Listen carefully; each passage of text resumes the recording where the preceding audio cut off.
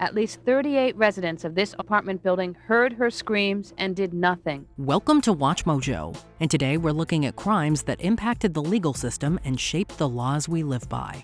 I just signed into law the Emmett Till Anti-Lynching Act. Veronica Garin.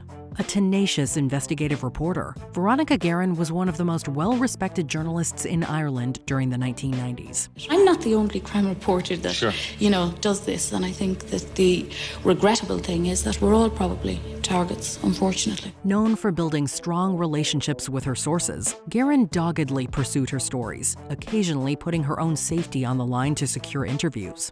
She also did not shy away from contentious topics.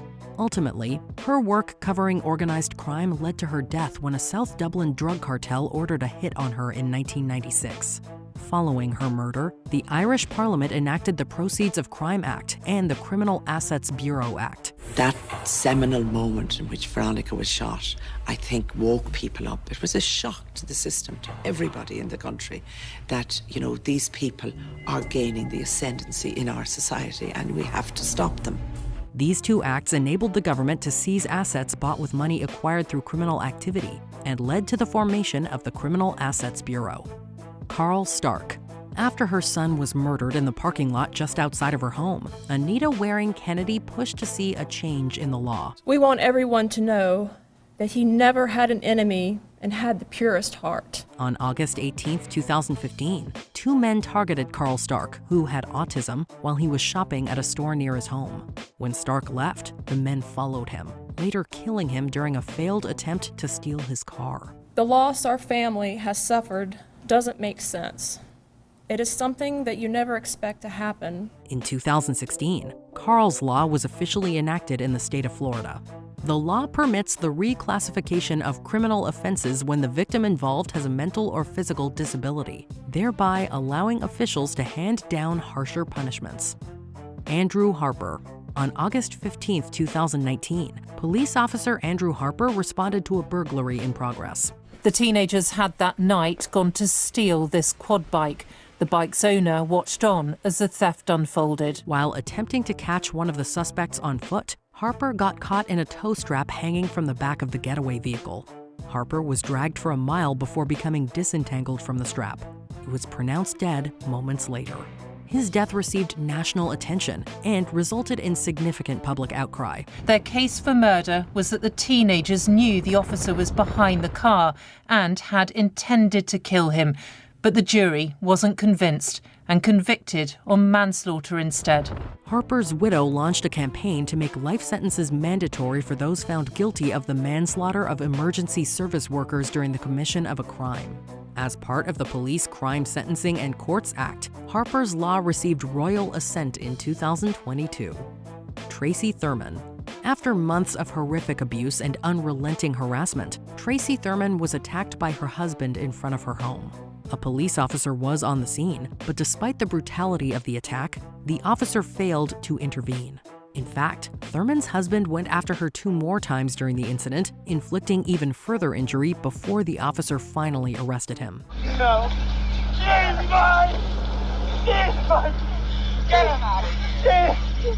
It took Thurman 8 months to recover, and she was left with partial paralysis. In a landmark lawsuit, she sued the town and the police department for violating her civil rights. The case brought about significant change to domestic violence laws across the United States, including the Family Violence Prevention and Response Act in Connecticut, which makes arrests in domestic violence cases mandatory. The case forced police departments nationwide to reassess their policies toward spousal abuse and protect women when threatened by their husbands. Drew Shadeen. On Saturday, November 22, 2003, Drew Shadeen wrapped up her shift at the local mall, did a little shopping, and then headed to her car. Drew had been talking on the phone from roughly 5 p.m. to 5:04 p.m. to her boyfriend, and that phone call was interrupted, and she abruptly hung up. Prior to doing so, she said something along the lines of, okay. It appeared to be a typical day for Shadeen, but her friends and family began to worry when she later failed to show up at her other job. She was found dead the next week. Her murderer was identified as Alfonso Rodriguez Jr., a convicted sex offender recently released from prison. Rodriguez was classified as a level 3 sex offender at the time, which indicated that he was highly likely to re-offend. Following Shadeen's murder, legislation was passed in 2006 that established the Drew Shadeen National Sex Offender Public Website. NSOPW is the only federal website that searches public sex offender registries in all 50 states, the District of Columbia, the 5 principal U.S. territories, and participating federally recognized Indian tribes. The registry allows users to access information about sex offenders nationwide. The Manson family murders. While almost everyone is familiar with the infamous Manson family murders, few people realize how the cult's crimes affected the legal process. They were average American kids, and that's what was so shocking. You would never dream that these people would be mass murderers, so it shocked the entire country. Following Sharon Tate's murder, her mother, Doris Tate, became an activist who fought for victims' rights. She joined the Victim Offender Reconciliation and Justice for Homicide Victims group. She was also instrumental in getting the Victims' Rights Bill passed in 1982. Victims in every state are now allowed to give victim impact statements against violent attackers, either written or verbal, during the legal process. And Doris Tate, who has become an internationally recognized champion of victims' rights, didn't confine her anger to our interview. Doris Tate was even the first person to make a victim impact statement when her words were read aloud at a parole hearing for a Manson family cult member in 1976. Caden Mancuso. Jeffrey Mancuso had a history of explosive anger and mental health issues. He disfigured a man in a fight in 2012 and mistreated animals in front of his family. But despite such violent tendencies, he was awarded unsupervised visitation with his daughter Caden. I still don't feel like it's real. I still feel like I'm going to wake up from this awful nightmare, and but I know that I'm not. Her mother fought to keep Caden safe by seeking restraining orders, but it was no use. On August 6, 2018, after a scheduled visitation with her father, Caden Mancuso was found dead in her father's home. Caden's grieving mother and stepfather fought to change custody laws, and in 2024, Kadens Law was signed by the Pennsylvania governor. Most of the times parents can put their child's needs first, but sometimes that child's safety needs to be prioritized. Kadens Law is Pennsylvania's efforts to make sure tragedy never happens again. The law strengthens existing safety conditions and restrictions to help prevent abuse in court-ordered visitation cases and increases the factors judges must consider before granting custody. The Dunbar Massacre. On March 13, 1996, a local shopkeeper walked into Dunbar Primary School in Dunbar, Scotland, and opened fire. That will go down in history as one of the worst massacres ever. Nobody had planned for anything like this in Dunbar. In under 5 minutes, he killed 17 people and injured 15 others before taking his own life. The attack remains the deadliest mass shooting in UK history. In the wake of the Dunbar Massacre, grieving parents and activists called for significant gun reform. After intense public debate, private ownership of most handguns and semi-automatic weapons was banned the following year. They just showed people how you can recover and you can make changes to the law for other people, and I just thought that they showed tremendous courage, the people who were behind that campaign. Parliament also enacted mandatory registration for shotgun owners. In the decades since the Dunbar Massacre, there have been no other mass school shootings in the UK. Helen McCourt. On February 9, 1988, Helen McCord headed home after work. She had plans with her boyfriend and was anxious to prepare for her date. She never made it home. And we started ringing around hospitals, our friends. I thought, oh my God, something's happened. That's when I went into panic. As evidence surfaced, it became clear Helen had met with foul play. Although her body was never found, authorities were able to gather enough evidence to convict local pub owner Ian Sims. McCord and Sims had argued shortly before her disappearance.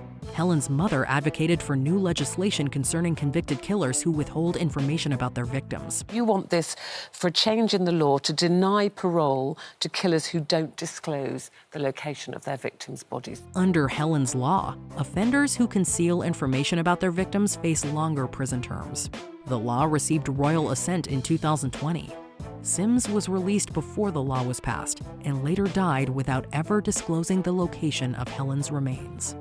the Mississippi burning murders.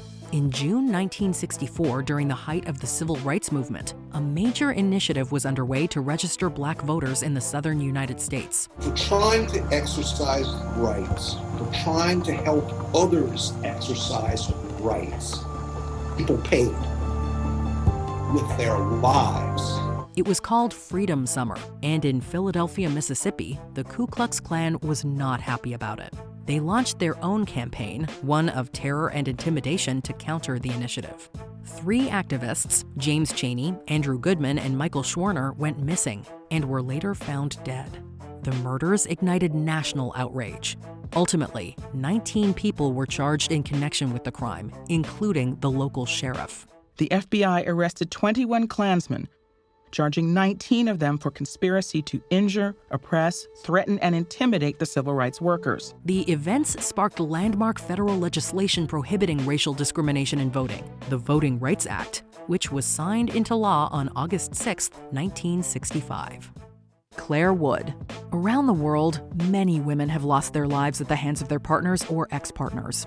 On International Women's Day in 2014, a law was implemented in England and Wales that could significantly reduce the frequency of such tragic incidents. I see no reason why that information shouldn't be passed on so you can make an educated assessment of your predicament and will I stay or will I go. Clare's Law, also known as the Domestic Violence Disclosure Scheme, grants a person the opportunity to find out if their partner has a history of violent behavior. The law takes its name from Clare Wood, an English woman who was murdered by her ex-boyfriend, George Appleton. This young lady said, sorry to trouble you, Mr. Brown, you deserve better than this. We've just found your daughter's body. Appleton had served prison time for violence towards women, a record that was unknown to Wood at the time. Today, other parts of the UK, Australia, and Canada have all adopted Clare's Law. Daniel Morham. On December 7, 2003, Daniel Morham was last seen waiting for a bus somewhere in Queensland, Australia. According to reports, when the bus finally came, it failed to stop and pick him up because the driver was running late. Ultimately, for Daniel, the difference between life and death came down to just 3 minutes. A tiny moment in time, but as it so tragically turned out, certainly long enough for evil to strike. Morham was apparently abducted shortly after by Brett Peter Cowan, a known predator, and he was declared missing until 8 years later when his remains were found. In 2014, Cowan was arrested and sentenced to prison for life. And then you heard those 3 words, guilty, guilty, guilty. I muttered under my breath, yes. I wanted to scream out, but I just knew I couldn't do that. As a result of the case, Australia implemented the No Child Left Behind policy, which mandates bus drivers to always stop and pick up children, even if they can't pay the fare. Lee Rigby. Lee Rigby was a British Army soldier who lost his life in an attack on May 22, 2013. Rigby's assailants, Michael Adebolajo and Michael Adebowale, claimed to have carried out the attack in retaliation for the victims of British military action in Islamic countries. A terrible murder has occurred. We've launched an investigation led by the Counter-Terrorist Command, and we've made 2 arrests in relation to that awful crime. The 2 men waited at the scene until police arrived, at which time they were subdued and arrested. It's believed that Adebolajo and Adebowale had been radicalized to commit such a crime in the preceding years. British converts to Islam had gloried in Lee Rigby's barbaric murder, according to the judge. It was a crime that had appalled the nation.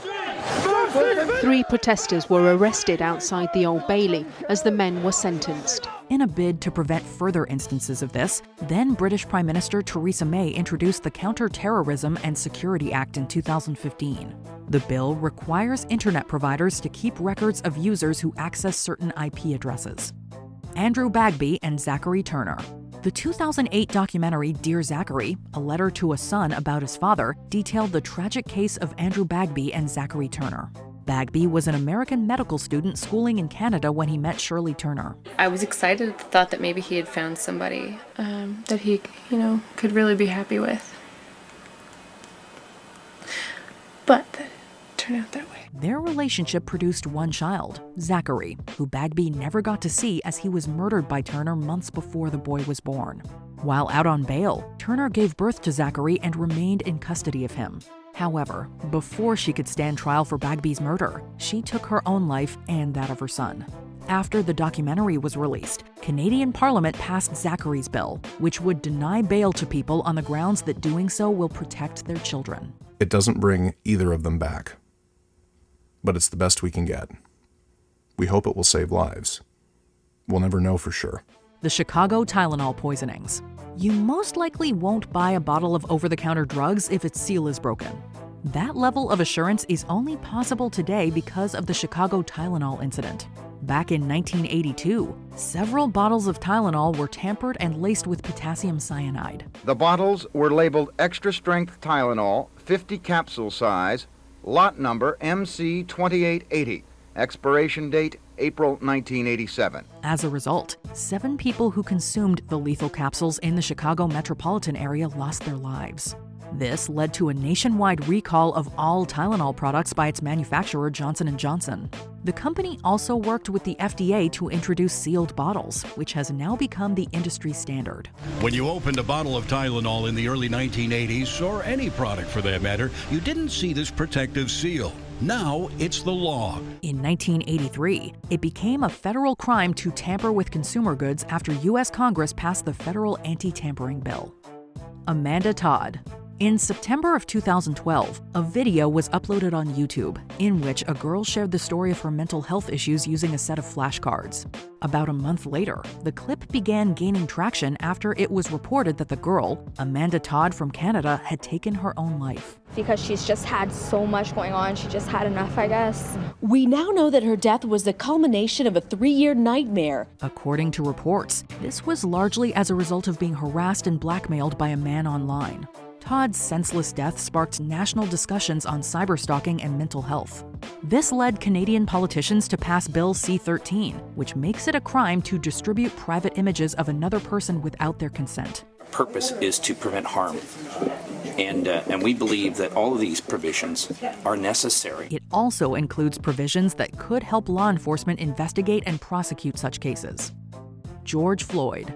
The 2020 murder of George Floyd by police officers in Minneapolis, Minnesota sparked protests across the United States and around the world. Polls suggest that between 15 and 26 million people in the U.S. alone attended at least one protest or rally in June of 2020, which is estimated to be one of the largest protest movements in U.S. history. In addition to demanding justice for Floyd, many demonstrators also called for broad police reform and an end to police brutality. Although the George Floyd Justice in Policing Act passed the House of Representatives, it faced opposition in the Senate and negotiations collapsed. However, in response to the incident, Presidents Donald Trump and Joe Biden both signed executive orders that address police training and accountability. In addition, more than 20 states in the U.S. and the District of Columbia enacted laws around police reform aimed at preventing such tragic violence from happening again. Son of Sam. There have been various Son of Sam type laws introduced over the years, but the general goal is always the same: to prevent criminals from profiting from their crimes after conviction. The detectives of the Brooklyn Omega Squad, part of that 300 Cop 44 killer manhunt, captured the man they say is Son of Sam. This goes back to the fear that David Berkowitz, the notorious Son of Sam, would seek a book or movie deal while in prison to tell his story. I believe that I was demon-possessed. Different states have drafted their own version of this law, only for some of them to be struck down as unconstitutional. In New York State, victims and their families will receive notification if the criminal earns more than $10,000 from telling their story. It's a delicate balance between freedom of speech and profiting from tragedy. Sylvia Lyons. If you see a child being maltreated, you generally have only a moral obligation to inform the authorities. I was told today by Sylvia's sister that people heard that girl screaming from 4 houses away and did nothing. However, in the state of Indiana, turning a blind eye could result in you being charged with a crime. Referred to as the mandated reporter law, this was enacted largely due to the murder of Sylvia Lyons. Lyons and her sister had been left in the care of Gertrude Banishevsky while their parents traveled with a carnival. Instead of caring for her, Banishevsky, along with some of her children and neighbors, made Lyons' life a living hell and caused her eventual death on October 26, 1965. Her parents left her in the care of Gertrude Banishevsky. Just a month later, she was dead. Although some neighbors reported hearing Lyons scream for help, not enough was done to save the girl's life. Matthew Shepard and James Byrd Jr. The two individuals in our next entry may not have known each other, but their place in history was vital towards the expanding of hate crime definition in the United States. The Matthew Shepard and James Byrd Jr. Hate Crimes Prevention Act was introduced and passed in the fall of 2009 after both men lost their lives as a result of prejudice and bigotry. This afternoon I signed into law the Matthew Shepard and James Byrd Jr. Hate Crimes Prevention Act. The law not only made it easier for federal authorities to investigate cases of this nature, but the act also expanded wording to include crimes perpetrated due to one's gender or sexual identity. It's one of the mysteries that keeps you going. I can't ever really know what he might have been able to accomplish, but I have a pretty good idea of what we can accomplish in his name. Although it cannot make up for the senseless loss of these two lives, it has arguably helped many people seek justice in the wake of such crimes. The Port Arthur Massacre. The town of Port Arthur in Tasmania, Australia, was the site of one of the most horrendous crimes in the country's history. We went to war for a day. You never forget it, and you really never get completely over it, but you learn to live with it. On April 28, 1996, Martin Bryant claimed the lives of 35 people and injured 23 others using a semi-automatic rifle. The massacre shocked the entire nation and led to a nationwide debate on gun control laws in Australia. In the wake of the tragedy, the Australian government moved swiftly to introduce the National Firearms Agreement, or NFA. You know, we had the National Firearms Agreement, as was mentioned in the package, come into force 25 years ago, and, it's worked. We haven't seen an event like that again. This agreement significantly restricted access to automatic and semi-automatic weapons, and also included a buyback program for the newly banned firearms. Since then, Australia has seen a considerable decrease in gun-related deaths. Emmett Till.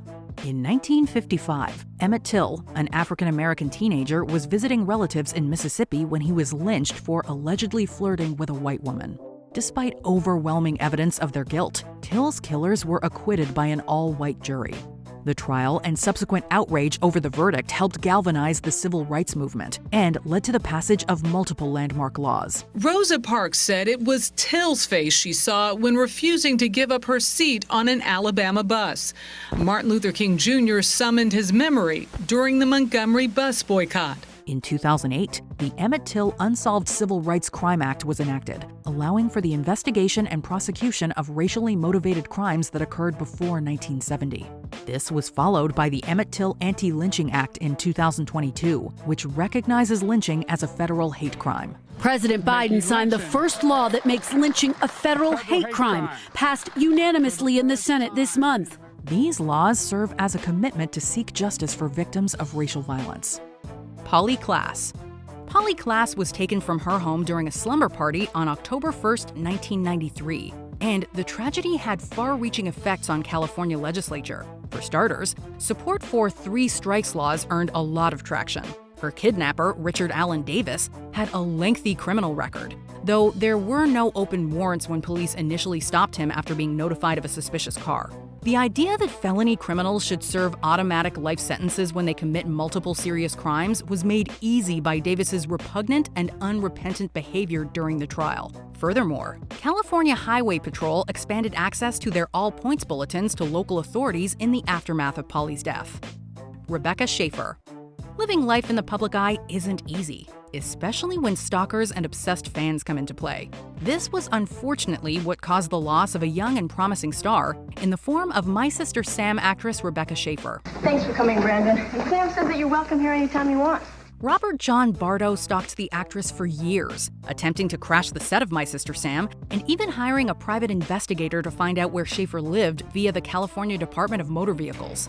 Bardo eventually shot Schaefer at her home, and her death prompted lawmakers to draft stricter anti-stalking legislation in its wake. I couldn't live with myself and say she was a wonderful girl and we loved her and we missed her, and not try to affect it. The Driver's Privacy Protection Act was also made into law after this incident, making it more difficult for others to find personal information via the DMV. Johnny Gosch. We're waiting for you to come home. We're doing everything in our power to get you back. This cold case was the subject of a 2014 documentary titled Who Took Johnny? But it also changed how police respond to reports of missing children. Johnny Gosch was taken during his paper route in the early morning hours of September 5, 1982, and he has not been seen since. At the time of his disappearance, policy in Des Moines, Iowa stated that someone couldn't be labeled as a missing person until 72 hours had gone by. The Gosch case resulted in legislation that changed all of this, making it easier for police to begin an investigation. The Johnny Gosch bill requires authorities to immediately treat all missing persons reports of a child as credible and to respond accordingly. Megankka. How well do you really know your neighbor? This was the inspiration behind Megan's Law, a subsection of laws that require the public to be able to access information of convicted sex offenders in their area. A neighbor who lived diagonally from my house was outside, and he lured her into his home to see a puppy dog. The specific case was that of 7-year-old Megankka, whose neighbor, Jesse Temendekwas, lured and assaulted her before taking her life. Temendekwas' criminal history with little to no rehabilitation was not available to Kanka's family. And as a local assemblyman by the name of Paul Kramer was quoted as saying, quote, Megankka would be alive today had a public registry been easily accessible by her family. I don't think about him at all, and I like that, and I thought he took so much from us that I wasn't going to let him take any more. Ernesto Miranda. You've heard it a million times on television and in movies, but do you know the actual origins behind your Miranda rights? You're under arrest! You know the routine. Very good. You have the right to remain silent. Now what else? Although Ernesto Miranda was a criminal and his second trial did have the same results of a conviction, it's the circumstances of his arrest that changed the law. This was because Miranda wasn't informed of his right to remain silent so as not to incriminate himself, and was also, quote, refused an opportunity to consult with his counsel. Anything you say can and will be used against you in a court of law. If you cannot afford to hire a lawyer, one will be appointed to represent you before any questioning if you wish one. His confession was deemed inadmissible as evidence, and the state of Arizona had to retry him with said confession omitted from the record. The Supreme Court case Miranda v. Arizona now requires that all arresting officers inform you of your right to silence and an attorney. The department was forced to drop the charges because you forgot to read him his Miranda rights. Amber Hagerman. Most people are familiar with Amber Alerts. They inform us whenever the case of a child going missing is reported in our area. Confirming the abduction, Amber Alert. Holly White, female, 18 months. However, it's vitally important that we remember the alert's namesake, Amber Hagerman. While riding her bicycle back in 1996, Hagerman was taken and murdered. Her killer has never been found. The case increased demand for immediate response to any sort of similar report involving minors. And today, Amber Alerts go out on radio, television, telephone, internet, and highway communication devices in order to maximize public awareness and response. We have an Amber Alert for 16-year-old Samantha Renee Wilcox of Wichita. There are also related alerts for missing seniors, called Silver Alerts, and police, known as Blue Alerts. Adam Walsh. The abduction and death of Adam Walsh is arguably the most well-known case on this list, thanks largely to the public presence of Walsh's father, John, as the host of America's Most Wanted. For 27 years, we've been asking, who could take a 6-year-old boy? Still, it is impossible to overstate how much the Walsh family has worked to help the families of victims over the years, as Adam's case was responsible, in part, for the establishment of the National Center for Missing and Exploited Children. Adam's taking from a Florida mall was also the impetus for the Code Adam program that's used in retail environments. An employee will now page information over the intercom to help find a child that's been reported as having disappeared. There were cops who said, well, depending on the age of the kid, we're going to wait 24 hours. If it's over a certain age, we're going to wait 48 hours. The first 4 hours are crucial. Before we continue, be sure to subscribe to our channel and ring the bell to get notified about our latest videos. You have the option to be notified for occasional videos or all of them. If you're on your phone, make sure you go into your settings and switch on notifications.